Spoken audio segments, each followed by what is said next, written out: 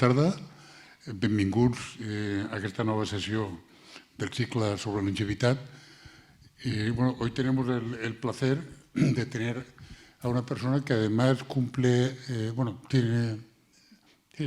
celebra su santo el día de mañana, San Mañana, literalmente. O sea, felicidades, muchas gracias.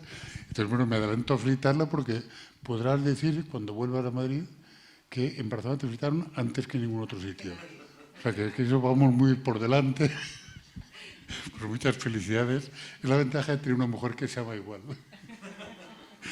Bien, perdonad la pequeña broma. Bienvenidos a esta nueva sesión del ciclo, la segunda. Y gracias a nuestros socios, como Club de Roma, nuestros socios queridos de la Fundación Ernest Lluch. Gracias a nuestros colaboradores, la FATEC y la Cámara de Comercio de Barcelona. Gracias a ustedes por su presencia. E insisto una vez más, gracias a la ponente también por su presencia en el día de hoy en esta sesión en el Palau Macaya. Le comentábamos antes que esto de la longevidad, somos conscientes hace relativamente poco tiempo, aunque nos ilustraba Lola García, que el fenómeno no es de ahora. Llevamos 150 años mejorando la longevidad. Y es curioso porque todavía no hemos aprendido lo suficiente. O sea, afortunadamente, gracias a personas como la ponente, vamos aprendiendo, pero leía recientemente un editorial de un periódico serio que decía unas consecuencias del aumento de la longevidad es el envejecimiento de la población. Hombre, eso está muy bien. Es una buena reflexión. Perdóname la broma, pero es que de hecho parece mentira que lo que nos cuesta a veces integrar los cambios, ¿no? Y que se está produciendo a la vez, el aumento de longevidad, a la vez que cambios sociales y culturales, pues da lugar a nuevas condiciones de vida en la vejez, da lugar a cambios de roles, pues están produciendo cambios de roles, y de todas estas cuestiones nos hablará hoy la ponente, que además creo que nos traerá con experiencias en otros países, que además de lo que podamos aportar, porque un poco nuestra conclusión cuando preparamos este ciclo con la Fundación Ernest Lluch es que llevamos unos años hablando bastante del tema y como advirtiendo de que este fenómeno se está produciendo, que la pirámide de población está prácticamente invirtiéndose, pero no pasamos del nivel declamatorio. Entonces es muy estimulante pensar que estamos empezando a avanzar en un nivel un poco más profundo, más reflexivo, más transversal, con una visión a más largo plazo, que es el que hoy, por ejemplo, nos ilustrará la ponente. Entonces, insisto, muchas gracias. Gracias a ustedes por su presencia y le paso la palabra al presidente de la Fundación Ernest Lluch, en Joan Majó. Muchas gracias. Gràcies.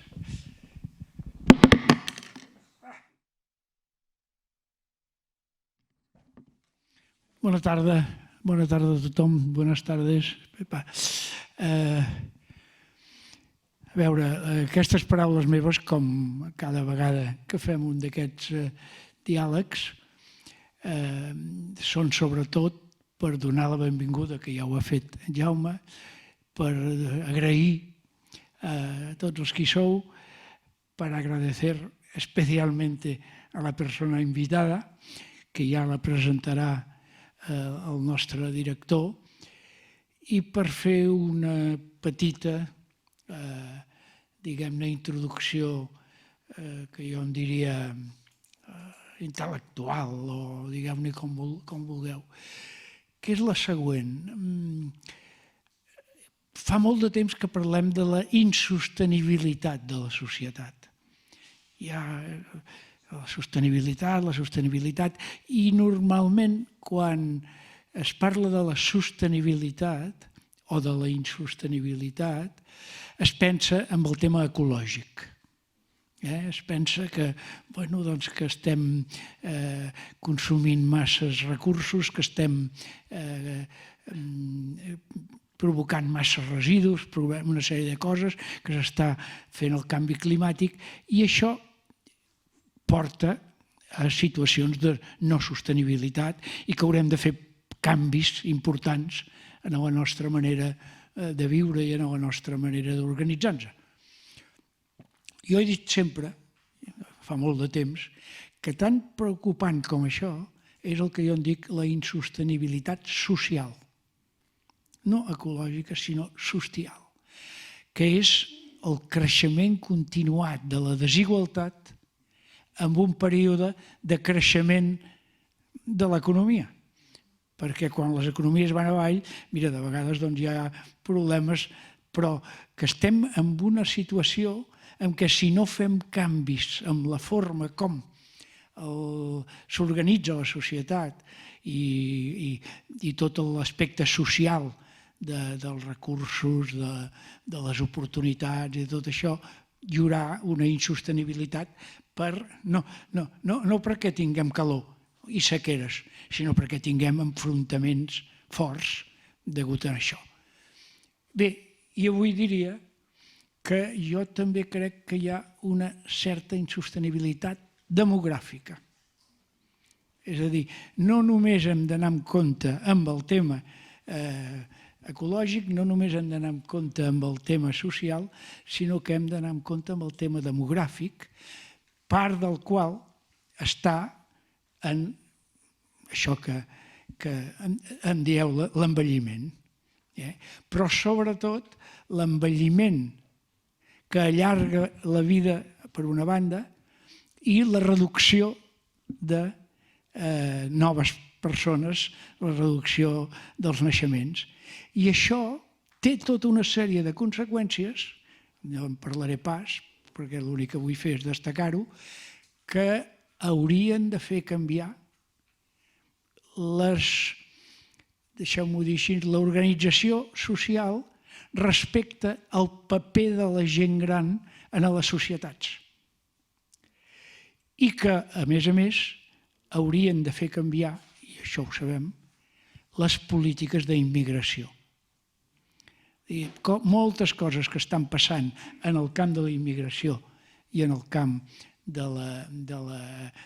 diguem-ne, dels problemes relacionats amb l'envelliment ens porten a aquestes necessitats. Aquest cicle es va muntar conjuntament amb el Club de Roma, es va muntar pensant en això. I, per tant, totes aquestes sessions que anirem tenint, avui és la segona, n'hi ha fins a 9, van a que se'ns il·luminin coses, però amb aquesta finalitat. Per tant, passo la paraula al director perquè faci la presentació de la ponent d'avui, agraint una vegada més a ella la col·laboració del Club de Roma, la col·laboració d'aquest palau, d'aquest centre i, finalment, l'agraïment de la presència de tots vosaltres. Deixem aquí. Molt bé, doncs, Lola, tienes que il·luminar-nos. Ja has vist en nom de la Fundació Ernest Lluch, del Club de Roma, de la FATEC, de la Cambra de Comerç, moltes gràcies per acompanyar-nos. I per il·luminar-nos tenim a la Lola Puga. La Dolores Puga és moltes coses i és una barreja que ens va molt bé en sessions com la d'avui perquè la Lola és professora, és sobretot investigadora, ha estat consultora o assessora, però també treu temps d'on no té per fer divulgació i és una molt bona divulgadora. I ens sembla que ens pugui acompanyar avui amb aquest perfil és molt important. La Lola és científica titular de l'Institut d'Economia, Geografia i Demografia del CSIC, és la coordinadora del comitè d'experts de la Fundació General del CSIC per l'àrea d'investigació de l'envelliment. La seva activitat investigadora, com molts coneixeu, està en l'àmbit de la demografia de l'envelliment i se centra sobretot en l'anàlisi de les estratègies residencials, familiars, de les condicions de salut i benestar de la gent amb edats avançades, les transferències intergeneracionals, les cures de llarga durada. Ha estat i ha parlat d'aquests temes a múltiples institucions, des de Mèxic, a Suècia, a Rússia, al Centre Americà de Població, a Holanda, no m'extendré, ha estat a molts llocs i ha estat, entre altres coses, i per tant l'han cridat per ser experta a diferents comissions, ja sigui a la Comissió sobre l'Evolució Demogràfica d'Espanya al Senat espanyol o a grups de l'European Regional Legislative Assembly. És autora de múltiples publicacions, que no m'extendré, però sí que vull dir que és assessora i membre de diferents consells assessors de revistes com la Revista Crítica de Ciències Socials, del Consell Assessor de la Revista Espanyola de Geriatria i Gerontologia, ha liderat numerosos projectes d'investigació de Ciències Socials del Pla Estatal d'I+D+I, de l'Agència Estatal d'Investigació, i les seves publicacions han estat moltes vegades també guardonades amb diferents premis que no extendré. És un plaer i una il·lusió que ens pugui acompanyar avui. L'escoltarem amb molta atenció. Saben que al final tindrem un espai perquè puguem comentar i puguem fer-li preguntes a la Lola, i el que hem de fer ara és escoltar-la i aprendre, que és el que hem vingut. Per tant, Lola, muchas gracias por acompañarnos, muchas gracias por tu tiempo, que sé que vas como vas, y haber sacado un rato para estar con nosotros es un placer. Cuando quieras, adelante. Moltes gràcies, Ferriol, moltes gràcies a tots. En primer lloc, jo voldria agrair la invitació als amics de la Fundació Ernest Lluch, que sempre és un plaer compartir una estona amb vosaltres, a la Fundació La Caixa, al Club de Roma, al Paloma Calla. Moltíssimes gràcies per poder compartir aquesta tarda amb vosaltres. I disculpar-me perquè m'agradaria molt poder fer la presentació en català, però jo no soc catalana i el meu català no és prou bo com per poder fer-ho, entonces amb el seu permís ho faré en castellà. Bueno, cuando preparábamos esta presentación, yo le pedí a Ferriol que le pedí algunas preguntas. A mí me gusta mucho el formato de diálogos que habitualmente utiliza la Fundación Ernest Lluch, y le pedí si me podía mandar algunas preguntas para hilar una conversación, aunque hoy hable un poco yo sola, pero por lo menos con las preguntas de Ferriol. Y él me mandó estas preguntas que, con su permiso, voy a utilizar para intentar ir respondiéndolas e hilar la presentación de hoy. Me preguntaba: ¿cuánta población mayor habrá? ¿Cuánta disfrutará de buenas condiciones de vida y salud? ¿Cuánta será dependiente? ¿Cuánta podrá vivir sola? ¿Cuánta estará institucionalizada? ¿Cuánta vivirá con enfermedad pero podrá mantener su autonomía residencial? ¿Con quién vivirá? ¿Y hacia qué escenario de cuidado vamos si miramos, como decíamos, a otros países, al escenario internacional fundamentalmente europeo? Bueno, de unido, ¿no? Que digan aquí. A ver. Es verdad que cuando se pregunta a un demógrafo se tiende a preguntar cuánto, porque somos eminentemente cuantitativos, algo que no voy a negar. Yo soy una científica de datos, soy científica cuantitativa, pero a veces es verdad que cuando trabajamos con proyecciones de población, pues espera que demos la cifra, ¿no? Como si tuviéramos una bola de cristal y fuéramos a acertar el número. Y lo cierto es que cuando hacemos proyecciones, un poco la idea es no acertar, o sea, importa la tendencia, importa el escenario, no tanto la cifra exacta, porque justamente se pretende incidir sobre esa cifra, se pretende advertir para, si es lo oportuno, pues poder variar ese escenario o poder actuar sobre él, ¿no?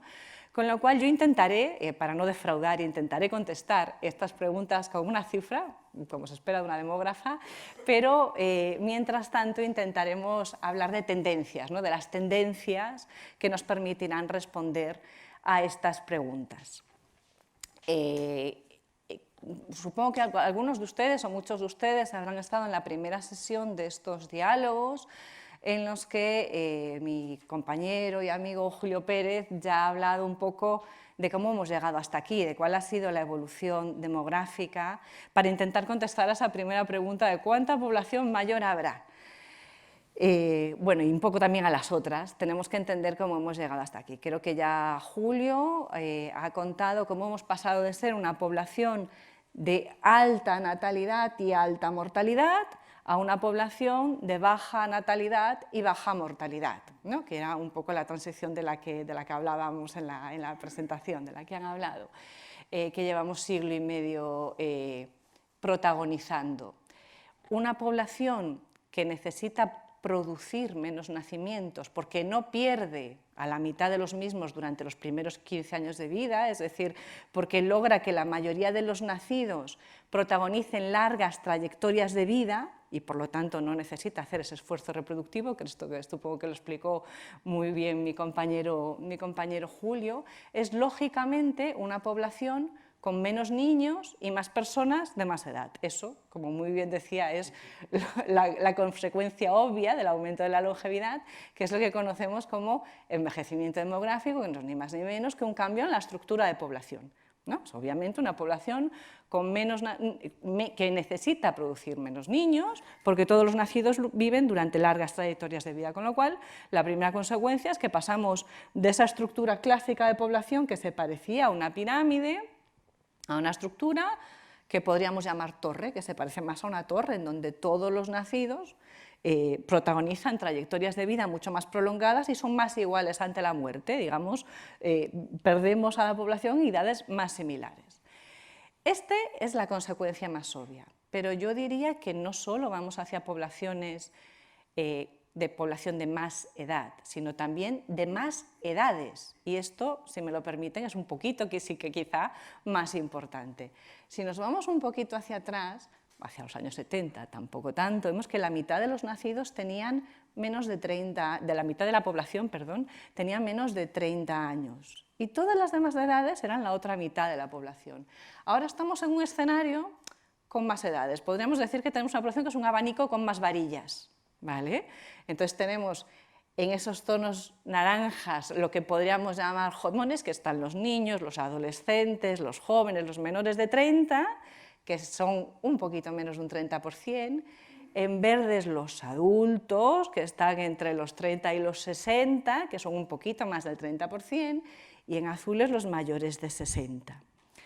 Como ven, está más equilibrado, digamos, ¿no? Tiene más presencia a todas las edades, no tenemos esa concentración de población en la juventud. Pero yo apuntaba, me gustaría poner también sobre la mesa, que muchas veces hablamos, y lo estábamos hablando justo antes de la conferencia ahora, hablamos de jóvenes y hablamos de niños, hablamos de adolescentes, hablamos de jóvenes, tenemos en cuenta distintas edades.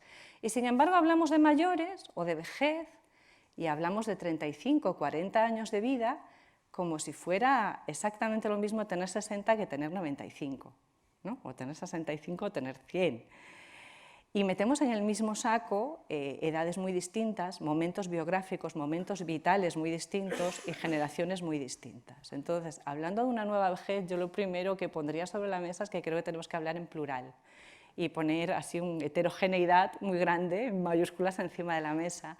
No hay una vejez, hay varias generaciones, hay varias edades, hay varios momentos a través de esa larga trayectoria de vida ya durante la vejez. Tenemos esas primeras edades de la vejez a las que tendríamos que encontrarle un nombre, eso también lo estábamos hablando, porque, a ver, hemos creado, con este aumento de la longevidad, hemos creado nuevas edades a través de nuestro curso de vida. Lo más obvio son los muy longevos, ¿no?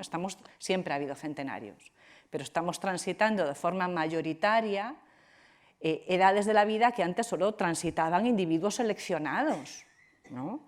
Siempre hubo nonagenarios y centenarios, pero nunca hubo tanta población transitando esa década de los 90 a los 100, por ejemplo. Dentro de pocos años, la mitad de los nacidos llegarán a cumplir 90 años. Esto es un cambio muy importante. Estas nuevas edades son las que probablemente vemos con más facilidad, ¿no? que hemos ganado gracias al aumento de la longevidad. Pero no solo. Hemos ganado otras edades a lo largo de la vida, que es como, permítanme decirlo así de forma un poco coloquial, pero es como si las nuevas generaciones cogieran esos años que han ganado sus abuelos al final de la vida y los fueran metiendo un poco como con una cuña en otros momentos de vida, y tenemos adolescencia que nuestros abuelos no tenían, empezaban a trabajar con 14 años. Hemos creado ahí una nueva edad transicional entre la infancia y la adultez, que no existía para las generaciones nacidas a principios del siglo XX, y tenemos una juventud muy prolongada. Estamos ganando muchos años de vida joven, estamos prolongando esas transiciones desde la juventud a la adultez y desde la niñez a la juventud, ¿no? Y hay colegas que también hablan de una nueva etapa transicional, como la adolescencia, entre la adultez y la vejez. Nos falta el nombre, ¿no? Un colega, Alex Calache, ha propuesto gerontolescentes, que es un nombre horrible, ¿eh? Es un nombre muy, muy feo. Yo, como le tengo cariño a Alex, todavía lo uso de vez en cuando, pero es un nombre muy feo. Pero el concepto es bueno. Quiero decir, tenemos ahí unos años de vida entre los 65 y los 80, o entre los 60 y los 80, o hasta los 85 quizá, que no tienen nada que ver con esa segunda mitad o esa otra etapa de vida más allá de los 85, de los 90, también dependiendo de las trayectorias de vida particulares. Pero a veces cuando hablamos de vejez, hablamos de esa anciana que vive sola, con problemas de fragilidad, de 95 años, y hablamos de su hija, que la está cuidando, que tiene 67 quizá, y también está cuidando a sus nietos, y al mismo tiempo igual está a punto de jubilarse, y está sosteniendo en términos de cuidado a buena parte de la familia. Es el pilar en ese contrato intergeneracional, en la parte de flujo de apoyo intrafamiliar. El pilar es aquella generación sándwich de la que hablábamos, que hace unas décadas tenía 40, ahora tiene 60. ¿Vale? Tenemos ahí esa generación que es buena parte del apoyo del resto de las generaciones de la sociedad. ¿Vale? Está apoyando a su hija para que se mantenga en el mercado de trabajo, está cuidando a sus nietos, está cuidando a la madre anciana, y los metemos en el mismo saco. Entonces, lo primero es cuidado con esa nueva vejez, porque son vejeces en plural. ¿Vale? Es muy larga y es heterogénea. Si ves que me enrollo mucho, tú me avisas. Y Ferriol me pedía que mirara al futuro y que mirara a 10 años y a 30, 40 años, ¿no? Entonces he sido obediente, y aquí tienes, si ampliamos el mapa que teníamos antes, que era la actualidad, a 40 años vista, hasta 65, pues ven que un poco se estabiliza en esa mayor pluralidad, en esa población de menos de 30, en torno a algo menos de un 30%, algo más de un 30% entre 30 y 60, y algo menos de un 30, pero también con mucha presencia ya esos distintos momentos, esas distintas edades de la vejez. Y lo que también nos permite este gráfico es ver otra cosa importante que va a pasar en las próximas décadas, en este escenario a 10 y a 30, sobre todo a 30, 40 años vista, que me pedía Ferriol. Es que si ustedes ven, aquí se puede apreciar una especie de onda, de ola, ¿verdad? Se puede apreciar en diagonal que hay una especie de ola que va atravesando el gráfico. Esos son los baby boomers. Eso es un cambio importante que va a ir atravesando distintas edades. Es una generación muy, muy llena. Ahora mismo tenemos, por encima de 80, la generación más vacía de nuestra historia, que son los no nacidos durante la Guerra Civil, la generación con muy baja natalidad, la generación más pequeña. Y tenemos, pues eso, entre 47 y 62 aproximadamente ahora los baby boomers, que atravesarán esas distintas edades de la vejez, justamente en estos años que me ponía sobre la mesa, ¿no? A 30, 40, estas 3 o 4 décadas que tenemos por delante. Es una generación muy, muy numerosa, y eso ya es importante por sí mismo, pero además que es una generación que llega a la vejez con otros recursos educativos, por ejemplo, con otros recursos sociales, con otras trayectorias de vida, especialmente, por ejemplo, las trayectorias de vida femeninas, ¿no? Con una permanencia en el mercado laboral, una trayectoria de vida diferente y una mirada sobre la vida menos pasiva, que no solo los baby boomers, incluso la generación anterior a ella, que son los que han protagonizado buena parte de los cambios históricos en nuestro país, que no se parecen en mucho a algunas generaciones que traspasaron previamente esa vejez, ¿no? Entonces tenemos un cambio generacional notable por delante, en el horizonte. Los baby boomers y esa generación previa a ellos han transformado todas las instituciones por las que han pasado, han transformado la universidad, han transformado el mercado de trabajo, y probablemente también transformarán la vejez, y no se parecerá mucho a la idea que ahora mismo tenemos de ella. Este es otro cambio, pensando en esa nueva vejez que tenemos por delante. Dicho esto, la primera pregunta que me hacía Ferriol es fácil de contestar. ¿Cuántos seremos a 10 y a 40 años vista? Pues pasaremos en población de 65 y más años, de 9,5 millones, un poco más, a casi 13, y a 40 años, en 10 años, y a 40 años vista, pues a 15,5 millones. Pero después de lo que acabo de decirles, se podrán imaginar ustedes que no me quedo muy conforme yo con esta cifra así de 65 y más, con lo cual, pensando en 10 años vista, pues yo se la daría así, y como mínimo diferenciaría entre 65 y 84, y 85 y más. Y si estamos pensando, visto el resto de las preguntas que me hacía en cuidados, en condiciones de salud, en dependencia, en cuidados de larga duración, pues yo pondría el punto en esa población de 85 y más, no en esa primera, que como decíamos es básicamente el sostén del cuidado del resto de las generaciones, y ahí vemos, esa primera vemos que evolucionará, aumentará también notablemente. Ahí tenemos a todos los baby boomers en 10 años vista, en esos 10 millones, y a partir de 85 vemos que aumenta, pero bueno, no aumenta de forma tan notable como si vemos población de 65 y más, ¿no? Pasaremos de poco más de 1,5 millones a 2 millones. Pero si nos vamos a 40 años vista, pues tampoco me quedo yo muy conforme con esta estructura por edades o con esta tabla, porque esas transiciones, de inicio de la fragilidad, de inicio de la dependencia, que implican el comienzo de distintas necesidades o el cambio de las necesidades, han ido evolucionando de forma muy notable generación a generación, y sería de esperar que también evolucionasen durante las próximas 4 décadas, con lo que yo haría esto. Y pondría el foco, si estamos pensando en eso, en el resto de las preguntas que siguen, ¿no? En dependencia, en necesidad de cuidados, en esa población de 90 y más, si estamos hablando ya de la 6ª década del siglo XXI, probablemente ahí tengamos la mayor intensidad de necesidad de cuidados.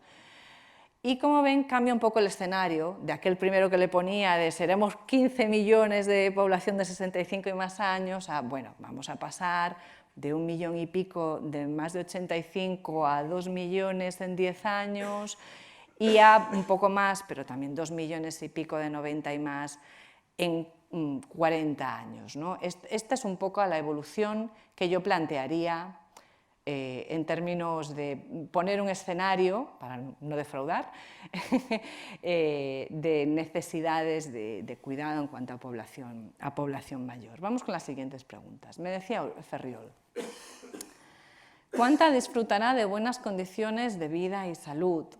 ¿Cuánta vivirá con enfermedad, pero podrá mantener su autonomía residencial? ¿Cuánta será dependiente? ¿Cuánta estará institucionalizada? Para esto tenemos que poner sobre la mesa un poquito la evolución de las trayectorias de salud y autonomía en la vejez. Había 2 grandes hipótesis, ¿no? Una, que era la que formula Fries, que preveía que la longevidad ya ha crecido mucho y llegará un momento en que tiene que dejar de crecer, habremos llegado al máximo y se estabilizará.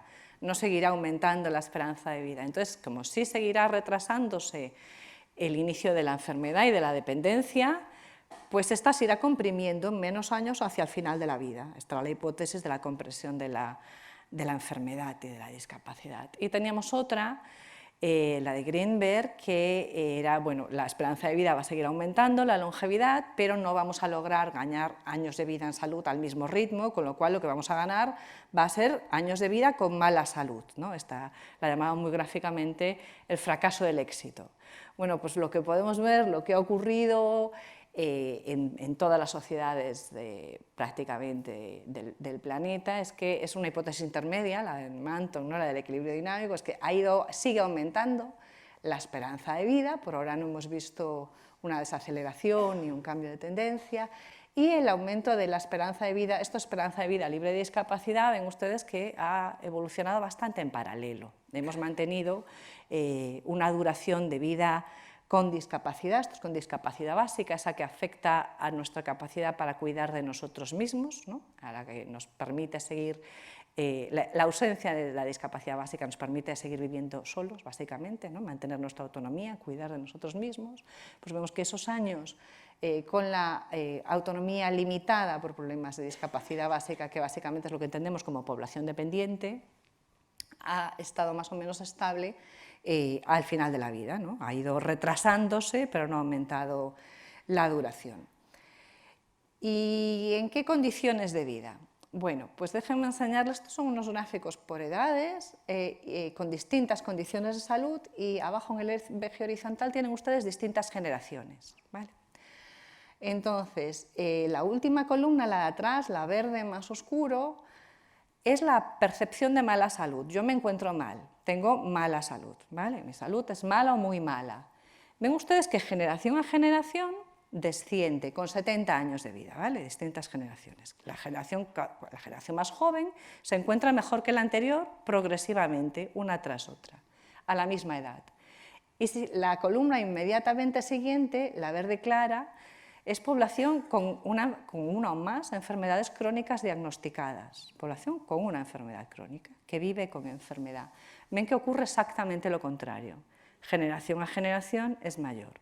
Esto último, aunque inicialmente no se lo parezca, es una buena noticia. Vivimos más con enfermedad crónica porque sobrevivimos más a la incidencia, al inicio, a la aparición en nuestra vida de muchas enfermedades. Piensen en accidentes cardiovasculares, piensen en muchos tipos de cáncer.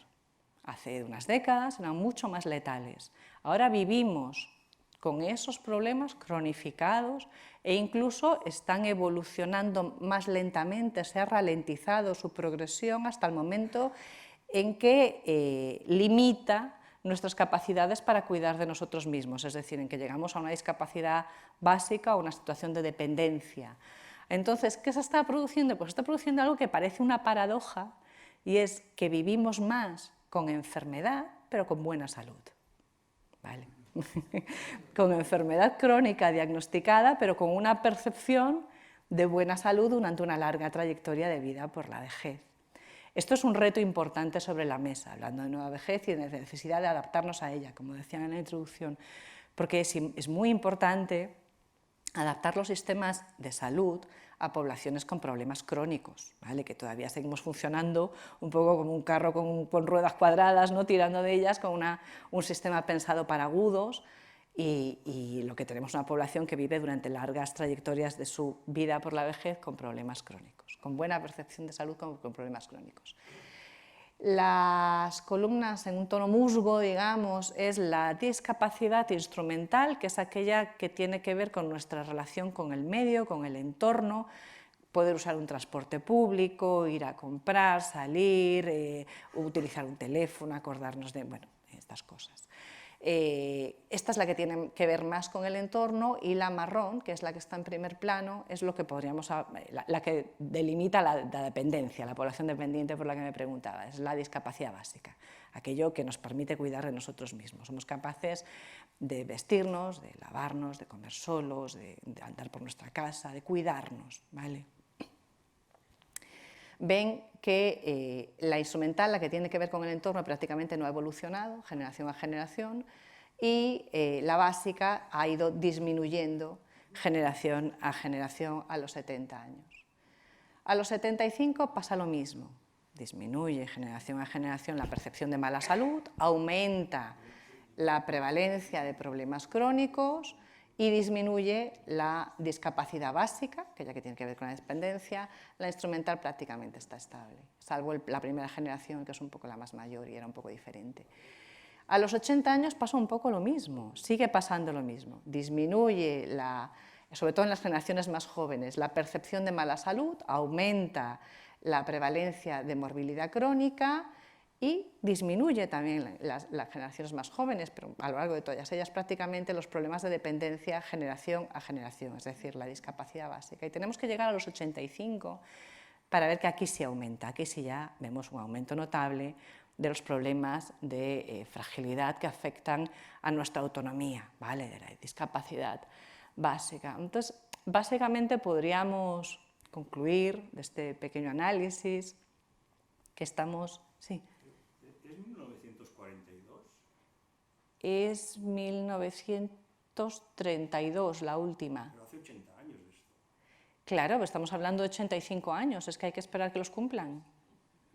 Son los nacidos en este. Son los nacidos en esas generaciones. Claro, es que es muy larga la vida. Claro, entonces, para hablar de dependencia, cuando hablamos de dependencia estamos sobre todo hablando de población de 85 y más años, ¿vale? Básicamente. Y la otra cuestión es que hay una disonancia creciente entre enfermedad y buena salud. Vivimos con enfermedad largos periodos de nuestra vejez, pero con buena salud. Por lo tanto, si hablamos de años de vida y de esperanza de vida, vemos que con nuestra autonomía limitada, los hombres de media tienen una esperanza de vida de 3 años, esos últimos 3 años de vida, un poco menos, ¿no? con intensa necesidad de cuidados, las mujeres 4, sin embargo, con problemas crónicos vivimos más de 15 años. ¿Vale? Para que nos hagamos una idea de las duraciones de vida en función de qué hablemos, de con enfermedad o con dependencia. Son cosas bien distintas y por lo tanto duraciones de vida muy diferentes. Y me preguntabas también por población institucionalizada. Si hablamos de población institucionalizada tenemos que hablar de problemas cognitivos. ¿Vale? Cada vez en mayor medida y sobre todo si miramos al escenario europeo, la institucionalización se encamina, la tendencia es a que sea el último recurso, sobre todo en trayectorias con limitaciones cognitivas. Intentar cuidar en casa la dependencia para otro tipo de necesidades, de limitaciones, de movilidad, por ejemplo, mientras que las trayectorias de limitaciones cognitivas llega un momento, sobre todo cuando las limitaciones son graves, en el que el coste, tanto económico como de tiempo y emocional del cuidado a domicilio es muy alto. Entonces ahí es a donde se están dirigiendo mayoritariamente en los sistemas de cuidado europeos, los cuidados de larga duración, los recursos de residencias institucionales, ¿no? Los recursos residenciales. ¿Cómo va a evolucionar la población con limitaciones cognitivas? Que es lo que necesitaríamos plantearnos para responder a esa pregunta de aquí a 10 y a 40 años. De aquí a 10 años yo no esperaría grandes transformaciones en la incidencia por edades, no estamos viendo una evolución tan notable como para otro tipo de limitaciones, ¿no? Con las que les enseñaba antes, que sobre todo son limitaciones de movilidad, que afectan mayoritariamente a la discapacidad. Por lo tanto, de aquí a 10 años pues estamos hablando del cambio en el volumen de población. Lo que pasa es que ahí no han llegado todavía los baby boomers porque estamos hablando de edades muy avanzadas, cuando la incidencia de problemas cognitivos es alta. A 40 años sí que habría que plantearse algún tipo de evolución. Uno de los estudios más conocidos es el de las 7 ciudades, que hicieron un panel en 7 ciudades europeas y aquí en España lo hicieron en Zaragoza, el equipo de Antonio Lobo y colegas. Es uno de los estudios más reseñados y más conocidos y han encontrado un ligero descenso, como ustedes ven, de las limitaciones cognitivas a partir de los 70 años. Ligero descenso, ahí lo tienen, ¿no? Creo que es entre el 90 y el 2000 en este caso, estos datos. Y este descenso, el perfil de población que ha protagonizado este descenso en la incidencia de problemas cognitivos, pues es este que ustedes ven aquí, en el que no tenemos grandes evoluciones en perspectiva en algunos problemas de salud, ¿no? Que no lo puedo leerles aquí, pero creo que hay hipertensión, obesidad, diabetes, depresión. Sí en algunos estilos de vida, por ejemplo, hábitos nocivos como en el tabaquismo, ahí sí podemos esperar una reducción generacional y desde luego sí en el factor demográfico que influye en este perfil, que ha protagonizado una reducción, que es la escolaridad, ¿no? Los niveles educativos como les decía, las próximas generaciones en alcanzar la vejez y que en 40 años llegarán a esas edades avanzadas de mayor riesgo de limitaciones cognitivas, son generaciones que han protagonizado que protagonizan un cambio generacional muy notable en cuanto a los niveles educativos que han alcanzado y con los que llegan a la vejez, con lo que por ahí hay cierta esperanza, ¿vale? De que, digamos, son factores modificables y en donde podemos esperar una reducción en las generaciones que alcanzarán esas edades de mayor riesgo en el futuro. Por lo tanto, vamos a intentar responder a las preguntas de Uriol. De esos 12.000 personas 65 y más que tendremos en 10 años, que serán, perdón, 12 millones, que serán 15 millones a 40 años vista, mayoritariamente tendrán una buena valoración de su salud, pues 7,5 millones de esos 12 y 10 de esos 15 a 4 décadas vista. Con problemas crónicos, sin embargo, también vivirán muy mayoritariamente, 11 de esos 12 millones y 13 de esos 15 ya ha pasado la mitad del siglo. No obstante, población dependiente para actividades de la vida diaria, para mantener nuestra autonomía y cuidar de nosotros mismos, pues aumentará del millón actual a 1,5 millones, aumentaremos un 50% en 10 años, y a un poco más de 2 a 40 años, y con limitaciones cognitivas, pues de los 500.000 que tenemos en la actualidad estaremos en 630.000 en una década y en 800, casi 50.000 en 4 décadas. Aproximadamente este es el escenario cuantitativo que habría que poner sobre la mesa, ¿no? Y que tendríamos que prepararnos para gestionar. Y las siguientes preguntas que me hacía Ferriol tenían que ver un poco con quién vivimos y quién nos cuidará, ¿no? O con quién viviremos. ¿Cuánta podrá vivir sola y con quién vivirá? A ver, aquí tienen la composición de los hogares en el censo del 11, en el último censo de población. En verde están aquellos que viven con hijos, independientemente con pareja hijos, solo con hijos, distintas combinaciones. En amarillo, naranja claro, están aquellos que viven en pareja solos, los nidos vacíos. En naranja más oscuro, los hogares solitarios, que viven solos, solas sobre todo, y ya en marrón otro tipo de hogares, ¿no? En residencias, en hogares compartidos, en housing, en viviendas con varios hogares, otros tipos. Lo que está aumentando, bueno, en las primeras edades de la vejez está aumentando mucho la convivencia con hijos por retraso en la emancipación de los hijos, ¿no? Que es otro de esos grandes temas, hablando de contrato intergeneracional, que además del que afecta a las generaciones en la vejez, pues también afecta a los jóvenes, una transición que se está retrasando y dificultando, y afecta a esas primeras edades de la vejez, en donde ha aumentado mucho la corresidencia con hijos. A partir de ahí, sobre todo viviremos con pareja, vamos a vivir muchísimo más con pareja. Primero, por el aumento de la longevidad, se retrasa la viudez por el aumento de la longevidad de ambos cónyuges, pero también por el aumento de las disoluciones voluntarias tempranas, separaciones y divorcios, porque es mucho más probable que se produzca una segunda unión tras una separación o un divorcio que tras una viudez. Son mucho más frecuentes, la probabilidad es mucho más alta, con lo cual es más fácil, será más probable que haya muchas más parejas por ambos factores en la vejez. Básicamente viviremos en hogares hasta edades avanzadas de parejas, de dos personas mayores, ambos frágiles, ambos cuidados, ambos cuidadores, que se cuidarán mutuamente. Y esto también exige retos, ¿no?, para la adaptación de los hogares, en primer lugar, del entorno, para permitir que esa pareja de mayores, ambos frágiles, ambos cuidadores y receptores del cuidado, puedan mantenerse cuidándose uno del otro durante el mayor tiempo posible. Otro de los escenarios que también está aumentando mucho es el de la soledad residencial o autonomía residencial en la vejez. Yo diría que esto también es una buena noticia, porque todos queremos envejecer en nuestra casa, todos queremos mantenernos en nuestra casa y afortunadamente podemos hacerlo hasta edades cada vez más avanzadas. La curva de autonomía residencial la tienen aquí.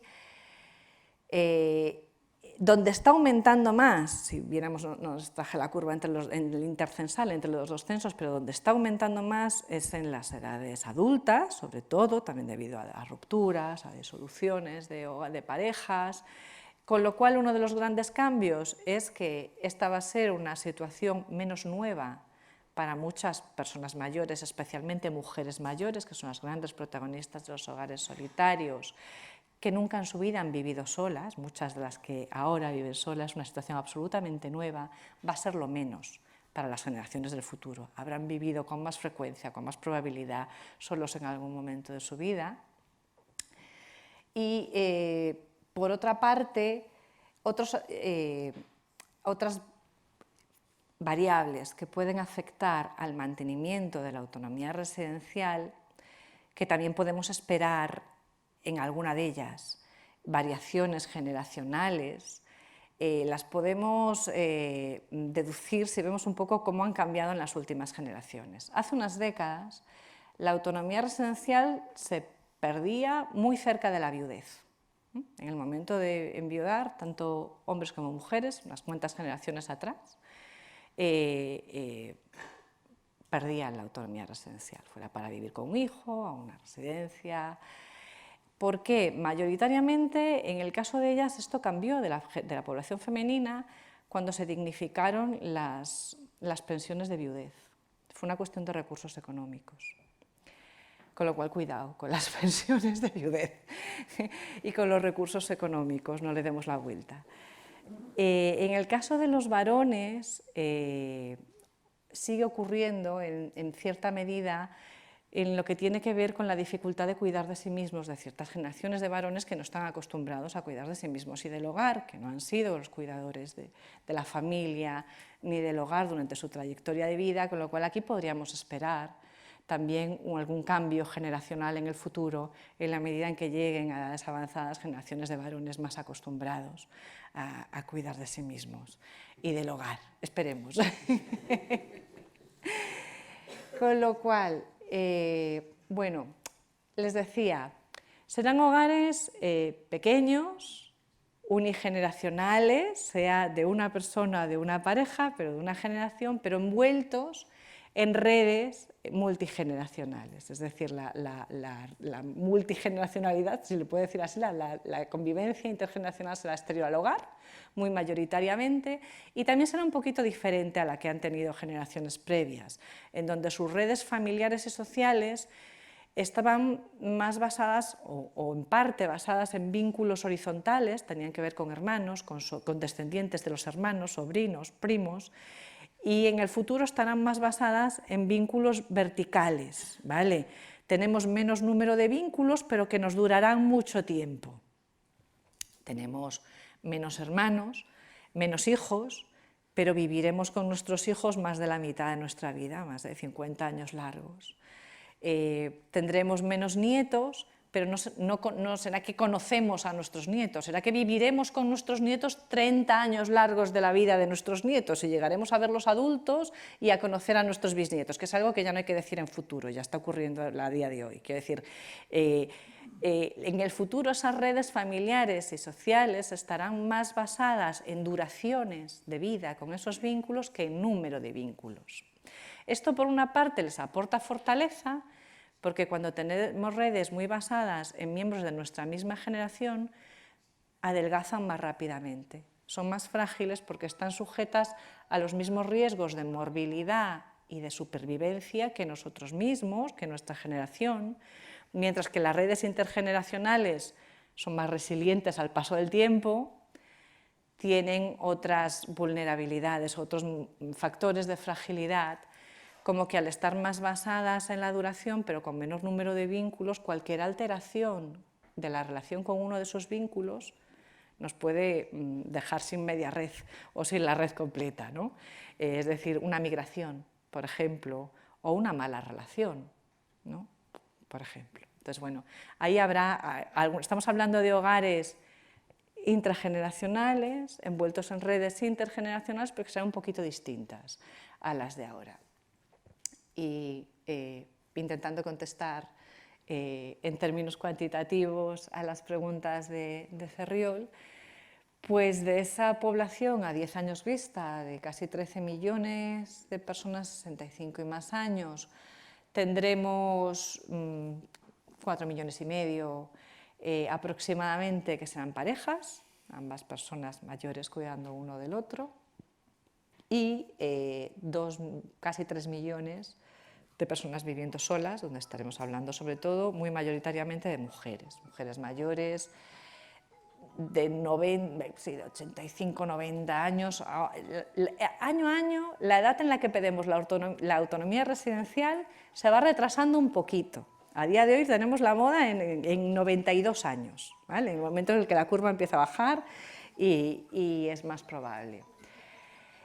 A 40 años vista, pues estamos hablando de algo más de 5 millones de personas mayores que viven en pareja y de algo más de 3 que viven solas, ¿vale? Lo cual supone un reto en términos de adaptación de hogares, de adaptación de entornos y sobre todo en el caso de la población mayor viviendo sola es muy importante las redes de proximidad, el vínculo social en el barrio, ¿no?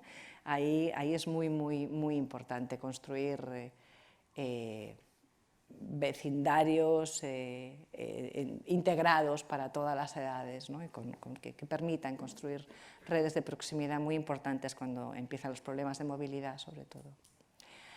Y la última pregunta que me hacía Ferriol es hacia qué escenario de cuidados vamos si miramos a otros países europeos, puesto sobre la mesa este escenario, digamos, demográfico, poblacional, ¿no? Bueno, en Europa partimos de distintos modelos, como todos bien saben, de estado de bienestar y de modelos de cuidados de larga duración, que se pretende que haya una homogeneización progresiva. ¿Qué tienen en común todos los modelos? Tienen en común la presencia del control familiar, que a veces no lo tenemos tan presente cuando hablamos de, por ejemplo, los modelos de bienestar de los países nórdicos, donde hay mucho cuidado formal y a veces la lectura es, bueno, ha desaparecido la familia. La familia no es provisora del cuidado en estos modelos de los países nórdicos, o lo es parcialmente, no lo es tanto desde luego como en el Mediterráneo, en la Europa del Este, pero no ha soltado el control, la gestión del cuidado. Ahí sí está la familia. Y también en otros flujos de apoyo, como el apoyo emocional, ¿vale? O sea, la familia sigue estando en esa red de cuidados, en esa red de apoyos, incluso en los modelos de los países nórdicos, pero de otra manera, no como provisor físico del cuidado, sino como gestor y como provisor de apoyo emocional y de otro tipo de apoyos. Y algo que tienen en común también todos los modelos es una transición de todos hacia la atención domiciliar en detrimento de la atención institucional en residencias, salvo en los casos de limitaciones cognitivas, como decíamos hace un momento. El paradigma hacia el que se trabaja a distinto ritmo en los distintos modelos y partiendo de un escenario también diferente, pero el paradigma hacia el que se evoluciona es el de mantenernos capaces de cuidar de nosotros mismos el mayor tiempo posible, el de potenciar el autocuidado de nosotros mismos o de los miembros de nuestro hogar, ¿no? Mantener en el hogar potenciando el autocuidado el mayor tiempo posible, con lo cual, además del verbo cuidar, tenemos que empezar a conjugar otros verbos, como el verbo prevenir, el verbo mantener, el verbo rehabilitar. Quiero decir, no se trata solo de cuidar, ¿vale? Se trata de mantener las capacidades durante el mayor tiempo posible, de rehabilitar, que también es posible, de recuperar y de prevenir. Lo que implica dejar de pensar en términos de intervención y empezar a pensar en trayectorias de cuidado, empezar desde momentos más iniciales, con lo cual también hace falta otro catálogo con otro tipo de servicios que permitan empezar en momentos más iniciales de ese proceso, para la detección temprana, para poder prevenir.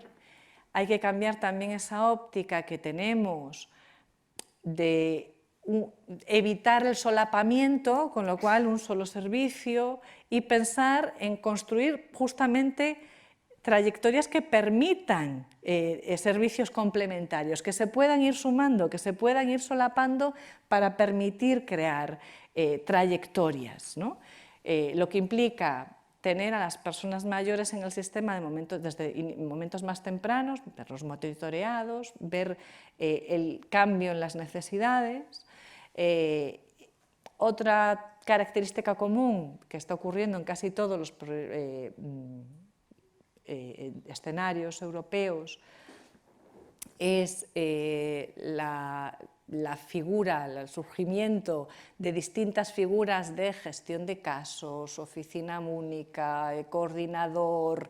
En Dinamarca le llaman pasar, el programa es un nombre bonito, le llaman pasar de manos frías a manos cálidas.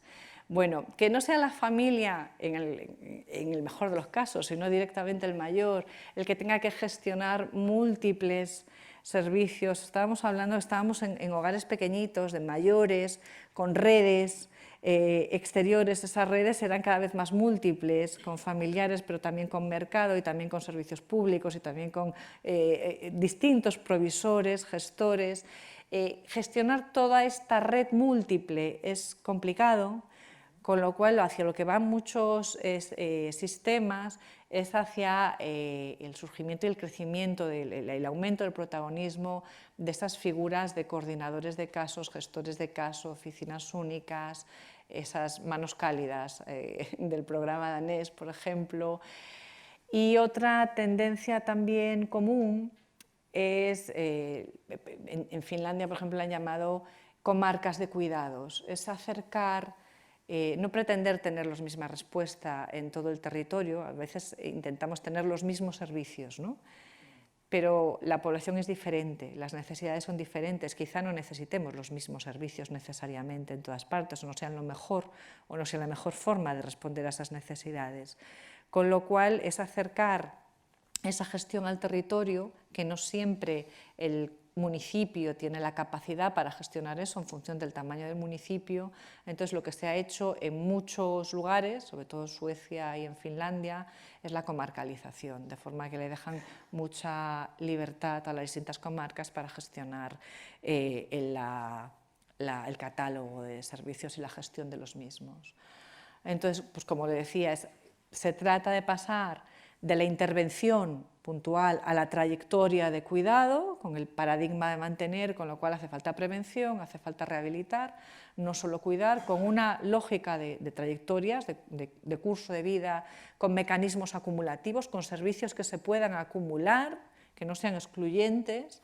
En muchos países, en Dinamarca, por ejemplo, es universal a partir de 80 años las visitas preventivas. A partir de 80 años un equipo multidisciplinar hace visitas a domicilio a toda la población a partir de esa edad para ir monitoreando necesidades y cómo evoluciona y diversificar apoyos, que no sea solo el servicio de apoyo a domicilio que llega cuando ya el estado de dependencia es avanzado, hacen falta adaptaciones en la vivienda que permitan mantener esa autonomía de la que hablábamos a esas parejas mayores, esas visitas preventivas que implican entrar en el sistema desde momentos iniciales y permiten prevenir y mantener, rehabilitación, es decir, otro tipo de apoyos que no son únicamente cuidados. Y después, lo que han hecho, por ejemplo, en Suecia, este es un esquema de la evolución de los servicios sociales para cuidados de larga duración en Suecia. Inicialmente empezaron construyendo básicamente servicio residencial. Bueno, claro, Suecia empezó a mediados del siglo XX, nos lleva muchas décadas de ventaja. Y después se deconstruyó incluso ese servicio, ligeramente ese servicio residencial, y se puso todo al servicio de cuidado a domicilio, que es básicamente lo que estamos haciendo aquí recientemente, ¿no? En los últimos años, y como ustedes ven lo han reducido de forma bastante notable en los últimos años sin alterar de forma notable los resultados en bienestar, gracias a que lo que han implementado son una serie de servicios menores, servicios pequeños, pues desde prevención, rehabilitación, fisioterapia, adaptaciones en vivienda, transporte adaptado, comida a domicilio, lavandería a domicilio, servicios pequeñitos, complementarios que se pueden sumar y que permiten empezar en momentos más iniciales, acumularse y retrasar el inicio de ese servicio de ayuda a domicilio, que igual aparece cuando las necesidades son más intensas.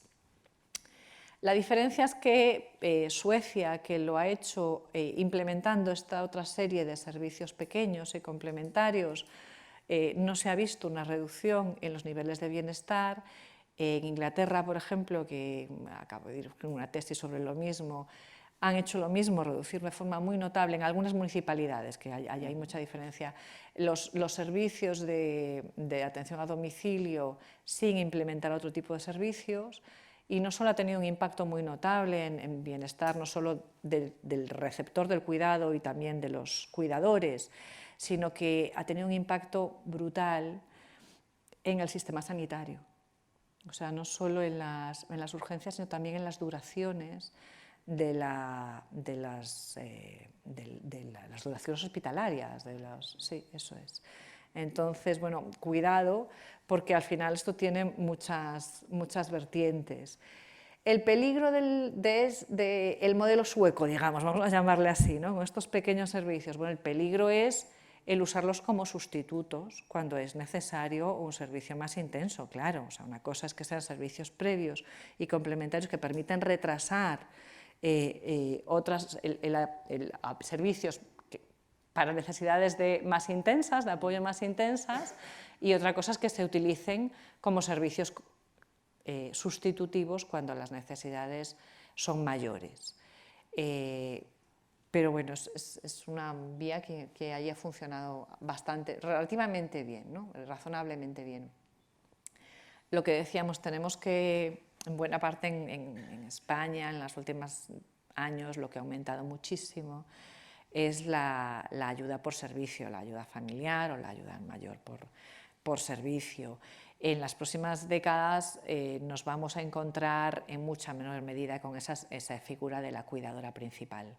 Está en vías de extinción esa figura de la cuidadora principal, que básicamente es la hija, en generaciones anteriores no activa en el mercado laboral y que bueno, pues ya no la vamos a encontrar en las próximas generaciones, con lo que vamos a esas redes más amplias, más plurales, en donde empieza a ser útil esa figura del gestor, del coordinador de casos, que se está poniendo sobre la mesa en muchos sistemas, en donde es muy importante adaptaciones de viviendas, domótica, televigilancia para esas parejas de mayores que son ambos frágiles y ambos cuidados y ambos cuidadores, en donde son muy importantes las redes de proximidad para los hogares de personas mayores viviendo solas, fundamentalmente ancianas viviendo solas, ¿no? Y aquí es importante también pues, las intervenciones en el entorno, en la amigabilidad del entorno y en las barriadas, ¿no?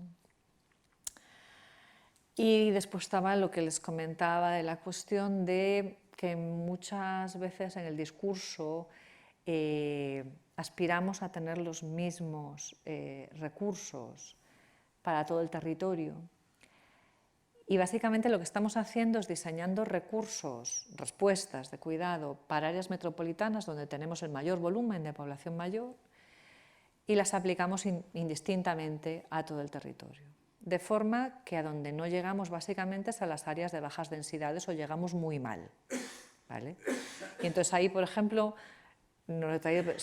cuando cartografiamos la esperanza de vida, nos sale un mapa de montaña, básicamente, y cuando cartografiamos la esperanza de vida con buena salud, nos sale un mapa de áreas metropolitanas. Es decir, estamos perdiendo una enorme cantidad de vida en salud en esas zonas. Es muy complicado llegar con servicios pensados para áreas de altas densidades, a áreas aisladas, con unos tiempos de transporte, es complicado. con lo que tenemos que pensar en respuestas distintas para territorios distintos. Aquí tiene mucho sentido la comarcalización, el que se pueda trabajar con catálogos distintos y con distintos tipos de servicios que se gestionen desde la comarca, que es la que conoce su población, que tiene distintas necesidades, pero también distintos recursos.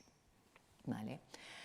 Y aquí, en áreas, por ejemplo, de muy bajas densidades del norte de Suecia, pues también es verdad que juega un papel muy notable la tecnología. Esto también es así, ¿vale? Para llegar a esas áreas de menores densidades. Con lo que no sé cómo voy de... 3 minutos. Vale, pues para ir cerrando podemos recapitular un poco con los 3 niveles de preguntas que me hacía Ferriol, un poco a dónde vamos como población, nuestras condiciones de vida y respecto a la respuesta desde ese pilar del contrato intergeneracional que son los cuidados, que no es el único, habría otros, pero he centrado la respuesta en los cuidados de larga duración. Pues vamos a una población que no se va a volver a parecer a la del pasado, con lo cual vamos a tener que hacernos ya la idea y cambiar la chaqueta, ya se nos ha quedado pequeña, y empezar a gestionar una población que es distinta, población más compleja, no solo con población de más edad, no es una simple cuestión de porcentajes, es una población de más edades, ¿vale? Mucho más compleja, con nuevas generaciones en distintos umbrales, en el umbral del inicio de la madurez, pero también en el umbral del inicio de la vejez avanzada. Y aquí tenemos cambios generacionales que cambiarán la forma de vivir esas edades y las demandas y lo que esperan de las mismas, los protagonistas de ellas. Es una vida con más años con enfermedad, y esto hay que gestionarlo, pero también con más años con buena salud, ¿vale? A medio plazo el reto es la gestión de las limitaciones cognitivas, a largo plazo hay esperanza por el efecto que se ha visto en algunos estudios de factores modificables y que serán modificados o muy diferentes en las generaciones que llegan a esas etapas, ¿vale? La figura respecto a cuidados, al escenario de cuidados, la figura de la cuidadora principal está en extinción, con lo que tenemos que gestionar los cuidados de otra manera. El efecto sándwich, el pilar del cuidado intrafamiliar de nuestra sociedad ya no está en la edad adulta, está en la sesentena, setentena, ¿vale? Está en esos gerontolescentes que dice Galache. Tendremos más parejas, como decíamos, que se cuiden mutuamente, serán los protagonistas del cuidado no solo como receptores, sino también como provisores, y también más ancianas viviendo solas en su edad, en su hogar, afortunadamente, a edades avanzadas, pero para eso también tenemos que trabajar en la adaptación de los entornos que, como les enseñaban aquellos gráficos por generaciones, es nuestra gran asignatura pendiente. Ahí, en la relación con el entorno no cambiaba nada, generación a generación. Los retos, pues trabajamos en ese paradigma de mantener el autocuidado durante el mayor tiempo posible, con el énfasis no solo en cuidar, sino también en prevenir, en rehabilitar, en mantener. Pasaremos de intervenciones de cuidado a trayectorias de cuidado, o deberíamos pasar si queremos responder de forma eficiente a estas trayectorias de vida por la vejez, con trayectorias de envejecimiento básicamente en el hogar, sin apoyos intergeneracionales en el hogar, ¿vale? Con apoyos externos. Y más allá del hogar es muy importante el entorno inmediato, sobre todo en la vejez avanzada, que en mayor medida estará residiendo en sus hogares en el futuro, con lo cual aquí importa mucho el entorno inmediato de vida, sobre todo cuando aparecen problemas de movilidad. Hay que mejorar la amigabilidad de las localizaciones, rehabilitar viviendas, expandir el abanico de servicios provistos en el hogar, el catálogo de servicios, incluir servicios menores, movilizar las capacidades no solo del usuario, sino de todo su entorno, aumentar las tecnologías y establecer formas flexibles de determinación de necesidades para distintas trayectorias de vida, para distintos contextos familiares y sociales, pero también para distintos entornos geográficos donde la población no tiene las mismas necesidades ni existen los mismos recursos. I moltes gràcies per la seva atenció.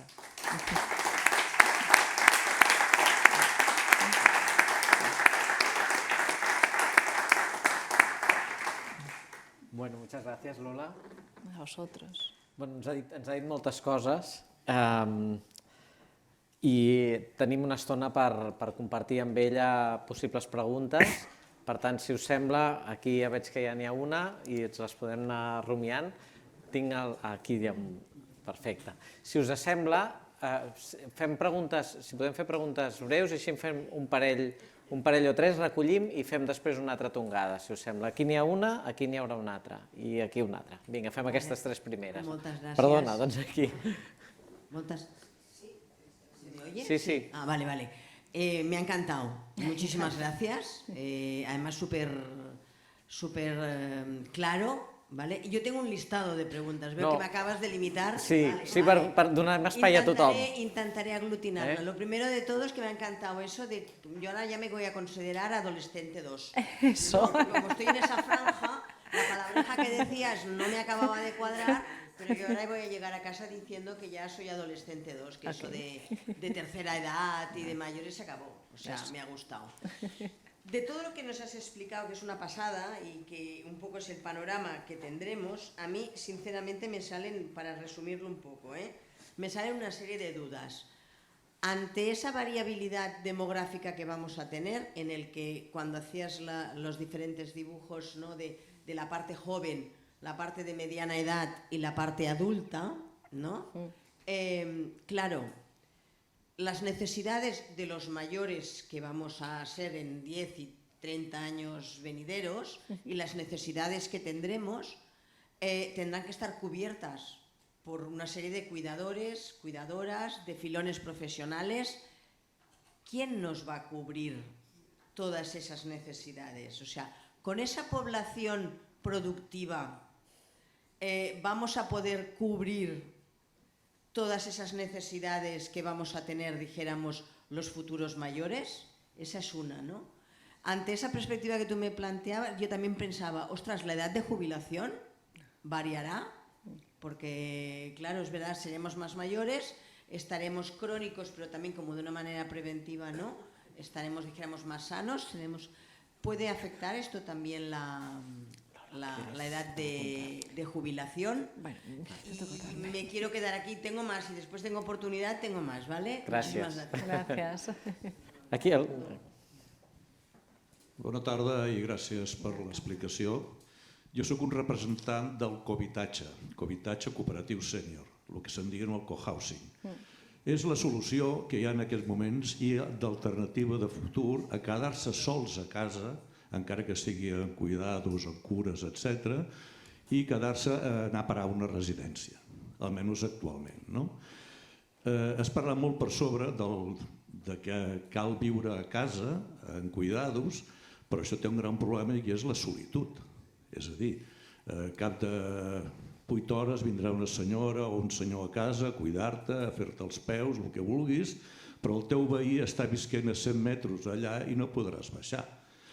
Amb la solució de la residència, evidentment ja ho sabem com funcionen, institucionalitzats, massificats i els desastres que hi ha hagut darrerament que no m'hi ficaré.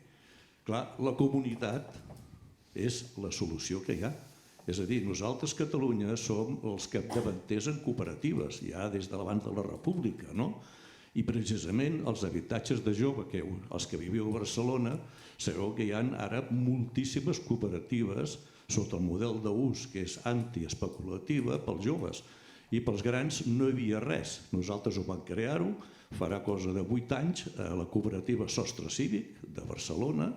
Hi ha exemples a Barcelona, que a Sarrià n'hi ha una que es diu Can 70, a Sant Hilari n'hi haurà una altra que estarà al Solterra, de l'Hotel Solterra, i la nostra, que és Walden 21, que estem a Sant Feliu de Guíxols. Això aquí. A la resta d'Espanya hi ha 100 projectes en aquests moments en marxa. O sigui, l'explosió que hi haurà en 5-10 anys serà la solució intermitja entre viure a casa però viure amb els teus amics. Això per mi caldria enfortir-ho una mica més, no?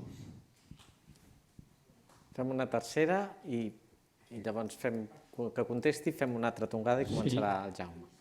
Yo seré breve. Solamente, ¿la esperanza de vida femenina mantiene estable la distancia con la esperanza de vida masculina? ¿O se corrige o, en fin, si se mantiene? Bueno, si te agradezco, porque si no me olvidaré. Sí, por eso, lo dejamos aquí. A ver, voy a empezar al revés, ¿vale? Porque por ahora sí. Por ahora se mantiene el gap entre hombres y mujeres. Es verdad que hay hipótesis respecto a que esto se va a reducir, ese gap, esa diferencia entre longevidad, supervivencia femenina y masculina, en parte por los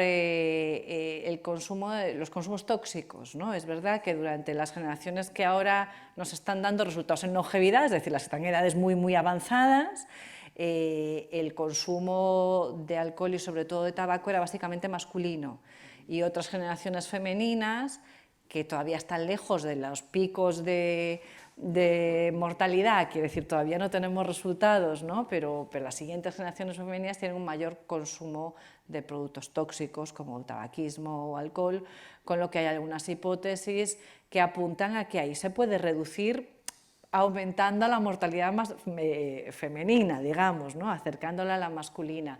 Hay alguna otra hipótesis también que apunta que a edades muy, muy avanzadas, es verdad que actualmente a edades muy, muy avanzadas, por encima de 95 años, de 98 años, no hay grandes diferencias entre riesgo o probabilidad de muerte masculina y femenina, ¿vale? Es muy similar, con lo cual a medida que mayoritariamente la población alcance esas edades, podría reducirse también ese gap. Habría que verlo porque es verdad que la población que actualmente alcanza esas edades está muy seleccionada y no estamos seguros que eso se produzca cuando no haya esa selección previa, digamos, ¿no? Pero esa es otra hipótesis. O sea, sí están sobre la mesa la hipótesis de que es posible, por diversas causas, que en el futuro se reduzca esa diferencia entre hombres y mujeres en supervivencia, pero por ahora se mantiene estable, sí. ¿Cómo nos cuidaremos? Cuidaremos más de nosotros mismos, o sea, será más intrageneracional el cuidado.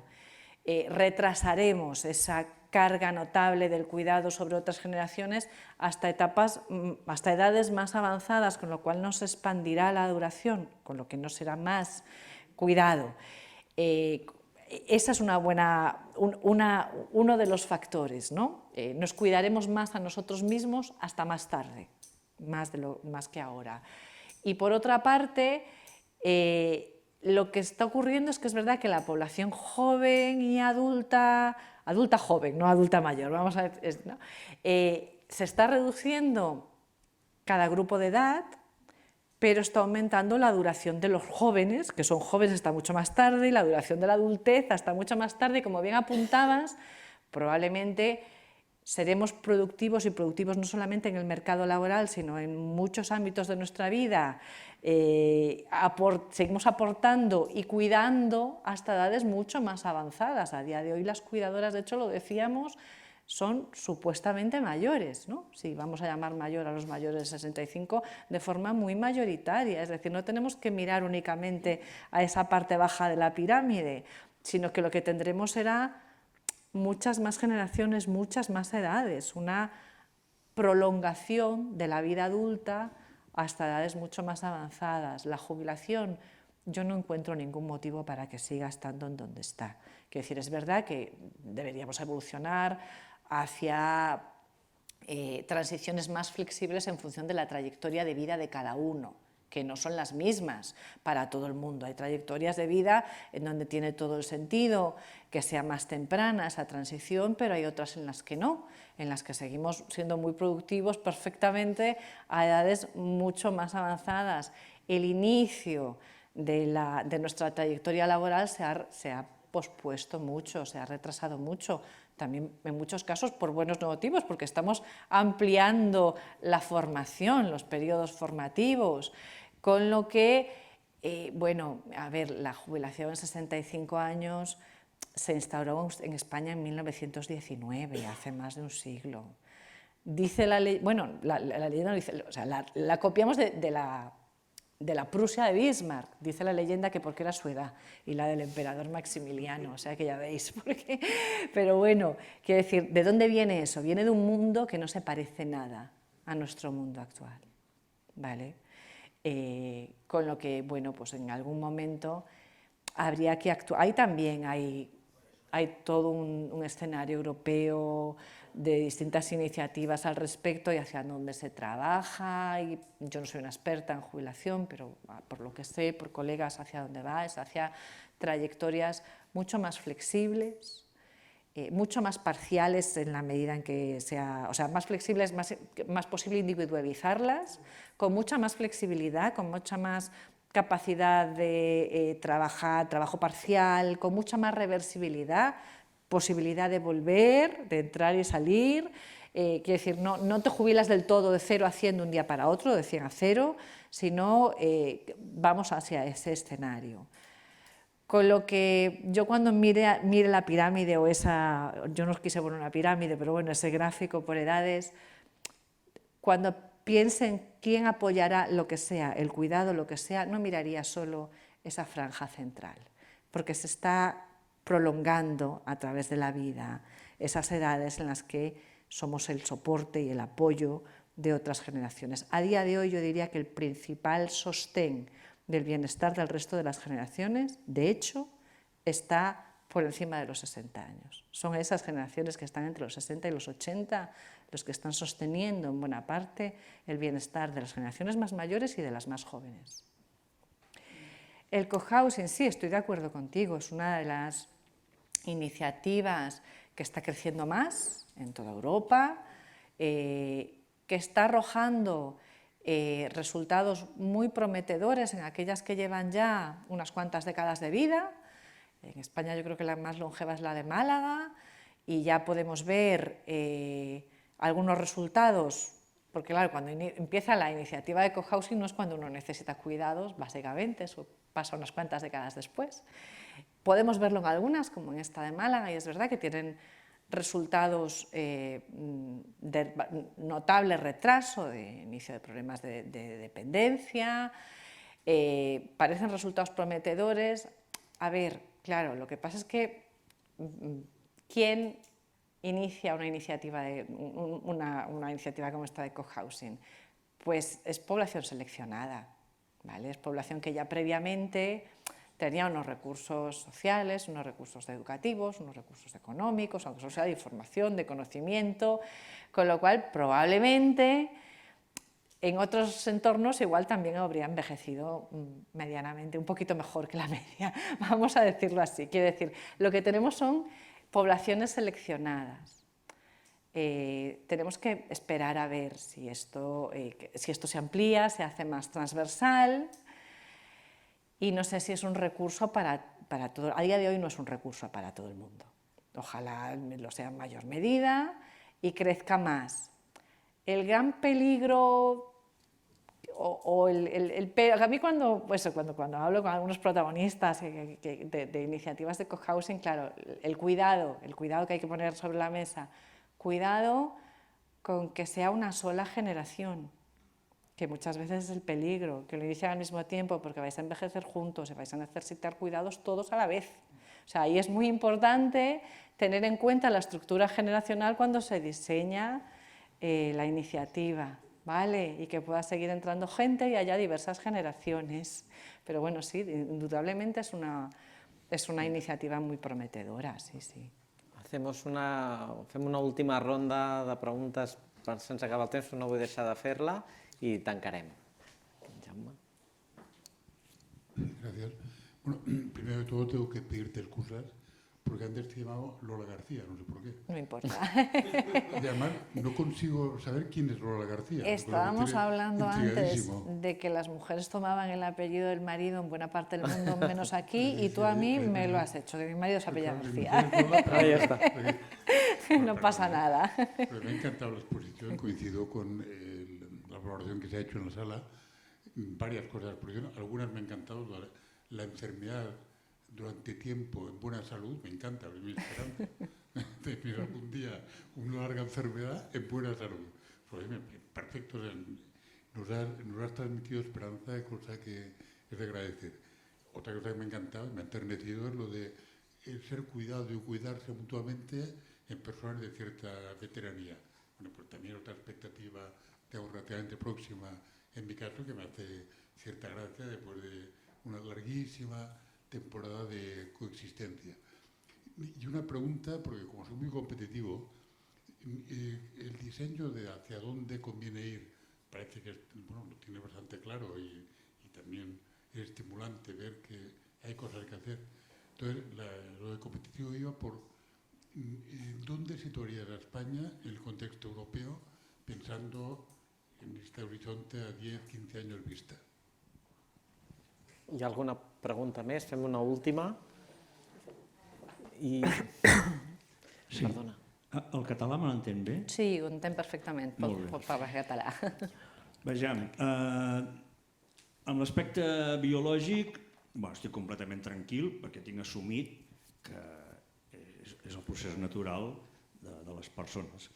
I si estàs en una societat que hi ha més vida més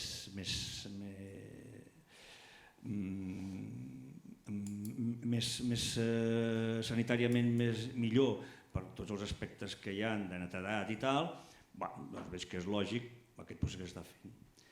Ara, respecte a l'altre, jo li diria a quin país s'està referint, perquè hi ha entrat en pànic.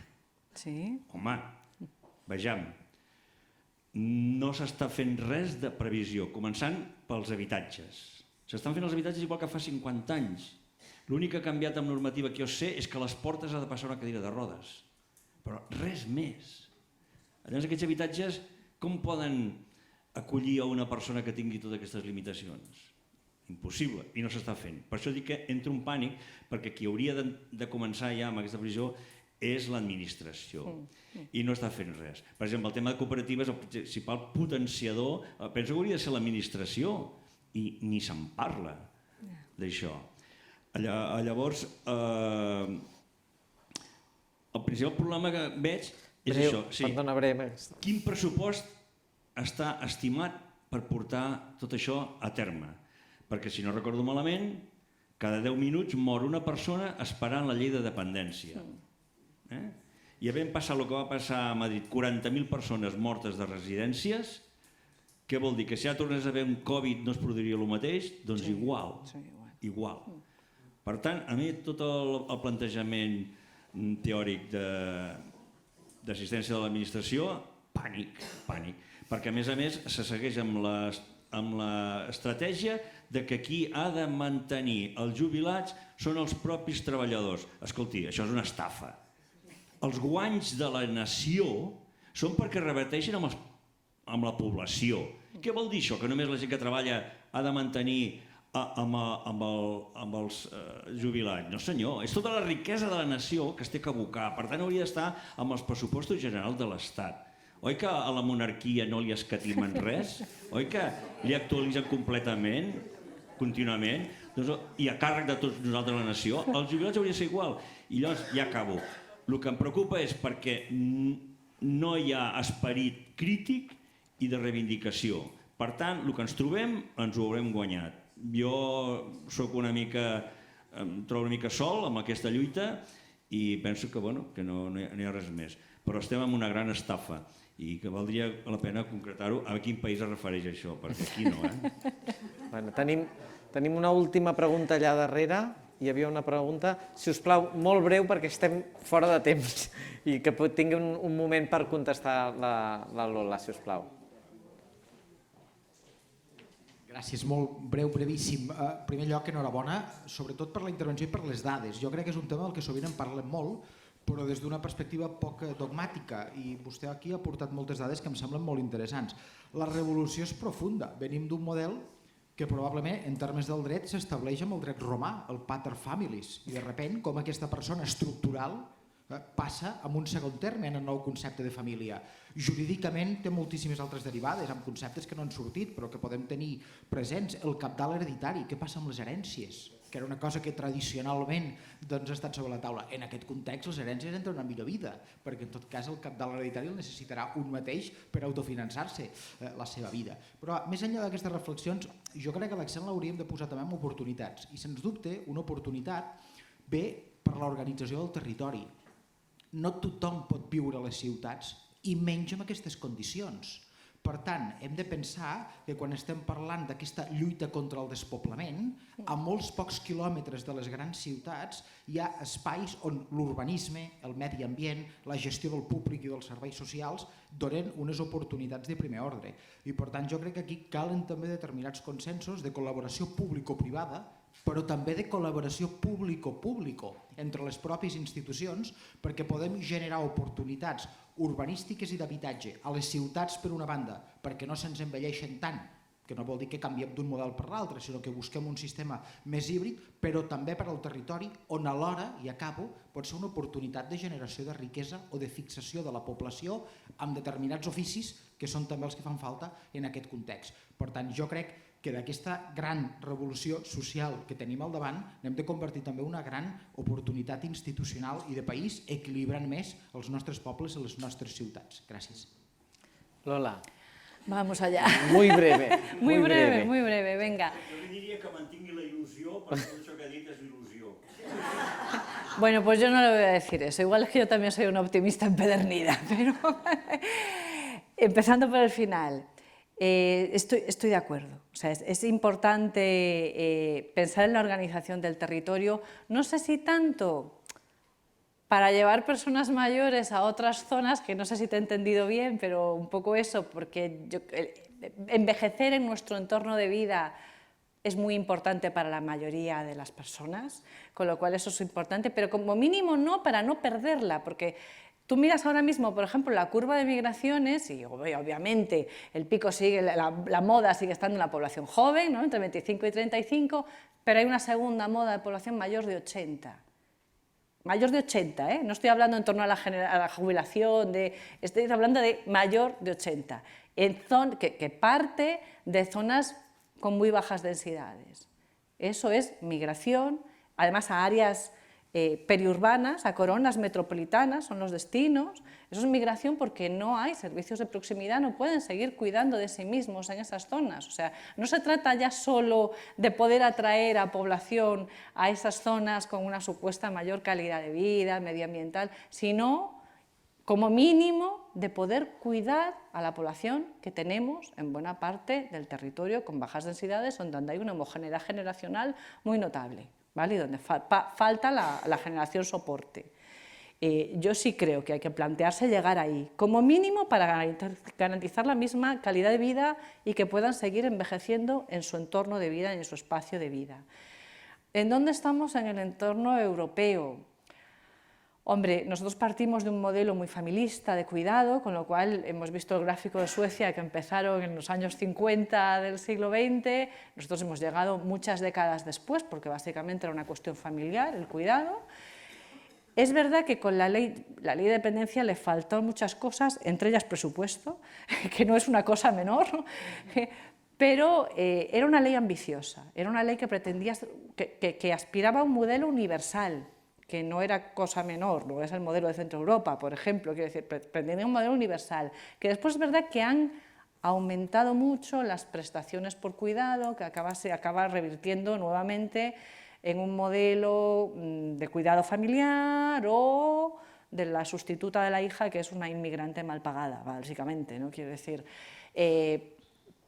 pero bueno, vamos muy por detrás, muchas décadas por detrás, estamos construyendo en esa curva de aumento, ahora mismo en todas partes está aumentando la ayuda a domicilio y no estamos hablando de otras cosas, estamos con un sistema que evita el solapamiento y la complementariedad cuando en otros sitios están justamente construyendo trayectorias complementarias, pero sí es verdad que, bueno, como mínimo tenía la ambición de ser un modelo universal, no es un modelo de seguro, por ejemplo, como los de Centro Europa, que con el suficiente impulso y estímulo puede ser un modelo que se acabe asemejando con tiempo y sobre todo con financiación a modelos más del norte de Europa, digamos.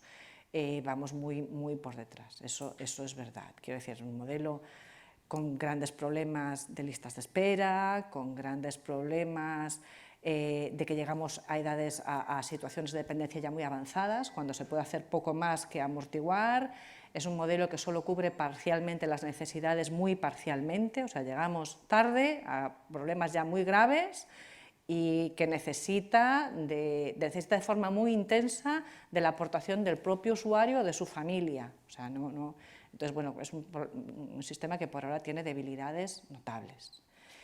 ¿Esto cuesta? Seguro que cuesta dinero. ¿Qué no cuesta dinero? Pero déjenme decirle una cosa. Por ejemplo, el ejemplo que usted ponía de las reformas en las viviendas. Hay algunos estudios pilotos, uno de ellos que se hizo aquí en Barcelona hace unos años, en donde se cambiaron baños, simplemente algo tan sencillo como cambiar baños.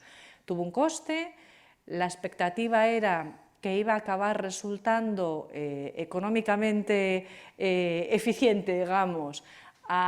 Creo que la expectativa era a 3 años vista o 4 años vista en términos de reducción de accidentalidad y costes sanitarios, ¿no? Por ejemplo, roturas de prótesis de cadera, que son muy costosas, y acabó resultando eficiente, es decir, acabó mereciendo la pena incluso desde el punto de vista económico en menos de un año. Es lo que veíamos en la tesis de la que os hablaba. En Inglaterra se redujo sin aumentar otras cosas, en teoría era para ahorrar, ¿y qué acabó pasando? Que hubo unos sobrecostes en hospitalización brutales y acabó saliendo mucho más caro. Entonces, cuidado, porque funcionar con sistemas poco adaptados a la realidad de nuestra población es muy caro. Es más caro que adaptarlos, que hacer el esfuerzo de adaptarlos a la realidad de una población que no es la del pasado, a cierto tiempo vista, pero acaba siendo más eficiente. Una buena inversión en adaptación de viviendas, no solo de puertas, ¿vale?, de baños, de cocinas, de muchas otras cosas, de cierta domótica, a la larga acaba saliendo a cuenta, si se tiene en cuenta, también, por ejemplo, el gasto sanitario. Servicios centralizados, lavandería y todas esas cosas. Bueno, claro, o este tipo de servicios, por ejemplo, lo que se hace en Dinamarca, en Suecia, muchos de estos servicios pequeños de comida a domicilio, de lavandería a domicilio, se hacen mediante cooperativas que generan actividad en la propia comarca. Hay muchas cooperativas de mujeres de la comarca que al mismo tiempo generan actividad. Bueno, a la larga no es tan mala idea ni es tan caro, creo. Bueno, deixeu-me acabar amb 3 coses molt breus. La primera és agrair molt tota la participació de tots els que heu anat fent preguntes, perquè ens hem passat molt de temps, però em sembla que ha sigut molt enriquidor, hem pogut escoltar la Lola, per tant, moltíssimes gràcies a tots els que ens heu acompanyat i els que heu intervingut per enriquir la xerrada de la Lola. La segona cosa que vull fer és recordar-vos que la propera sessió és el 15 d'abril i que parlarem de soledats, però ho farem parlant de canvi social, però també d'aquesta promesa tecnològica que figura que ens ha d'ajudar, i hem de veure les virtuts i els problemes que hi ha amb totes les intel·ligències artificials, les promeses que ens estan dient que la tecnologia ens pot portar o no. I per fer-ho tindrem una persona esplèndida, que és el Chechu Ausin. El Chechu Ausin és el president del Comitè d'Ètica del Consell Superior d'Investigacions Científiques, que és investigador científic i director també de l'Institut de Filosofia del CSIC. Val molt la pena, és una gran persona. I finalment, en nom del Club de Roma, de la Fundació Ernest Lluch, de la FATEC i de la Cambra de Comerç, vull agrair molt a la Lola Puga que ens hagi acompanyat avui i per les seves reflexions i per la seva generositat de compartir-les. Moltes gràcies. Gràcies a vosaltres.